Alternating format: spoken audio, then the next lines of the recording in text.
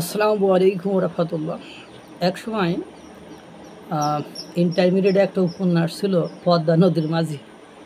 তো পদ্মা নদীর মাঝির একটা রহস্যময় চরিত্র ছিল হোসেন মিয়া চরিত্র। এই হোসেন মিয়াকে বোঝা বড় কঠিন ছিল। অবশ্য নায়িকা ছিল কপিলা, নায়কের শালী, আর নায়কের বউ ছিল প্রতিবন্ধী। যাক, ও প্রসঙ্গে নয়, আমি রহস্যময় হোসেন মিয়া সম্পর্কে একটু বলতে চাইছিলাম, যে তিনি তার চরিত্রে একেবারে রহস্যে পরিপূর্ণ ছিল। তাকে বোঝা শুধু কঠিন নয়, কঠিনতর ছিল। তেমনি বাংলাদেশের বর্তমান যিনি সেনাবাহিনী, ওনার চরিত্র বোঝা খুবই কঠিন। কখন যে কোন মুডে যায়, কখন যে কি বলে, সেটার এক্সিকিউশন কি, সেটার বাস্তবায়ন কি, সেটার আমরা কোনো কিছুই বুঝতেছি না। এই 9 মাসে অবশ্য বাংলাদেশের সেনাপ্রধান ওয়াকারুজ্জামান অনেক বক্তব্য দিয়েছেন, কিন্তু দুর্ভাগ্য হলো সত্য যে ওনার বক্তব্যকে কোনো জায়গায় কোনোভাবেই কর্ণপাত করা বা মূল্যায়ন করার আমরা বিন্দু পরিমাণ কোনো চেহারা দেখিনি। উনি বললেন নো মব ভায়োলেন্স, আর কোনো মব সহিংসতা চলতে দেওয়া হবে না। কি হলো, আপনার একথা বলার পরপরই আপনার রংপুরে জাতীয় পার্টির জিএম কাদেরের বাসা ভাঙচুর হলো, বরিশালে লালমনিরহাট, সব জায়গায় জাতীয় পার্টিকে কিভাবে শায়েস্তা করা হলো।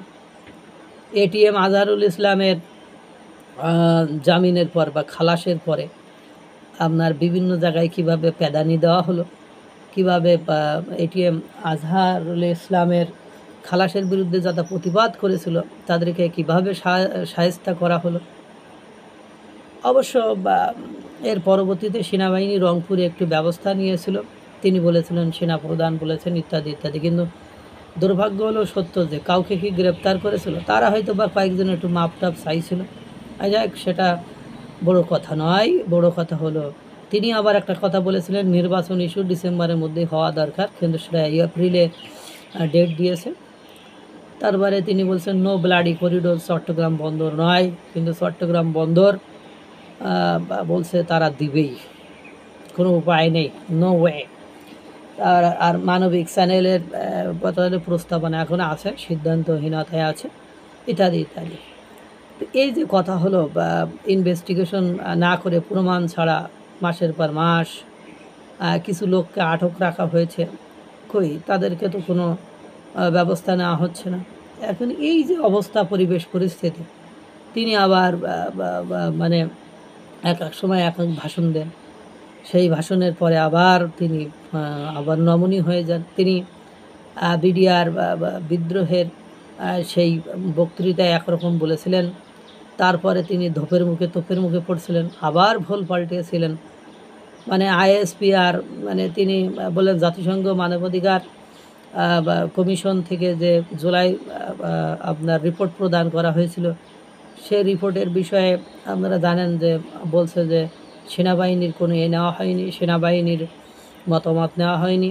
জাতিসংঘ মানবাধিকার কমিশনের প্রতিনিধিরা চেয়েছিল যে সেনাবাহিনীর মতামত নিতে, কিন্তু ডক্টর মোহাম্মদ ইউনূস সরকার সেই মতামত নিতে দেননি। এসব বিষয় নিয়েও কথা হয়েছে, কিন্তু দিন শেষে যে দেখলাম কালকে ঈদের দিন, আর রাষ্ট্রপতির কোনো খোঁজ নাই। রাষ্ট্রপতির ওখানে সেনাপ্রধান ওয়াকারুজ্জামান যাননি, বা রাষ্ট্রপতির কোনো ভিডিও ফুটেজ বা কোনো কিছুই দেখা যায়নি।